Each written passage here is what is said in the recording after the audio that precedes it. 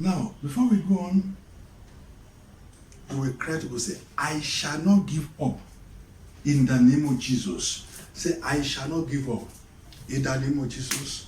I shall not give up right now in Jesus' name. Say, I will reach my goal, whether they may like it or not. In the name of Jesus, I will reach my goal, whether they may like it or not. In Jesus' anointed name we pray.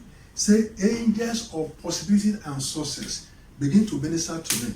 In the name of Jesus, angels of possibility and success minister to me right now. In Jesus' anointed name we pray. Say, my disgrace be turned into grace. In the name of Jesus, my disgrace right now be turned into grace right now. In the name of Jesus, my disgrace right now be turned into grace right now. In the name of Jesus, my disgrace right now be turned into grace. In Jesus' mighty name we pray. Amen. We are looking at what I call visions blocker. Say visions blocker. Quickly, let's open our Bible to the book of Proverbs, chapter 28, verse number 19. It says, he that tilleth his land shall have plenty of bread. Okay?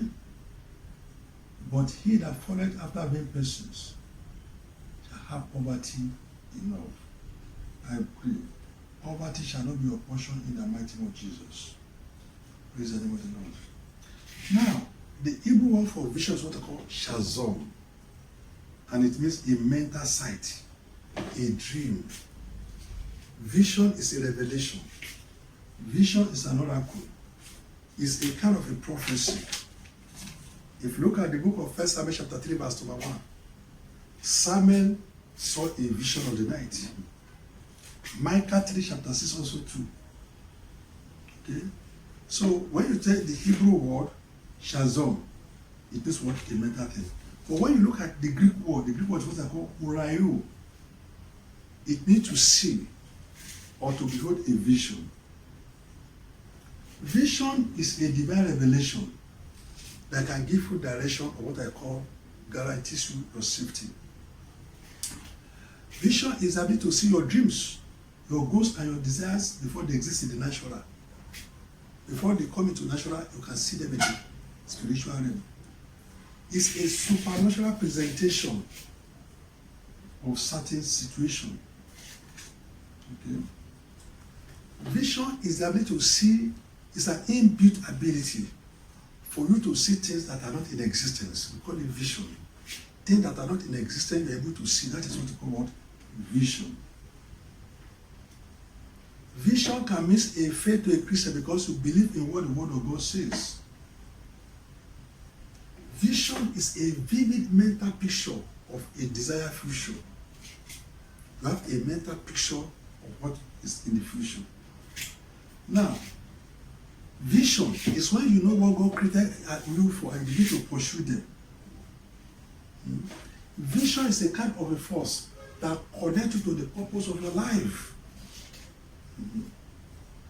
Vision is God's idea for the total revolution of man. It is an inspired revelation about tomorrow.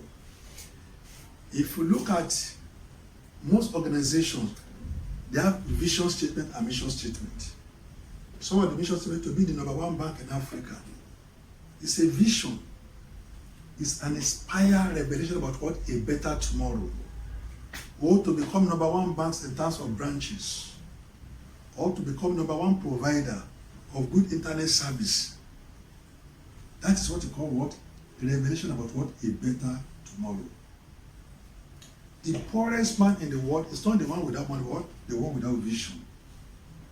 A lot of people are floating. They are floating about. A man without vision is just like a football star without a divine goalpost. That is what it can be.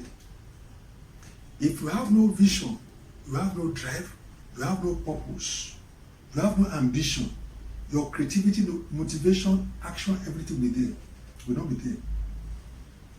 Praise the name of the Lord.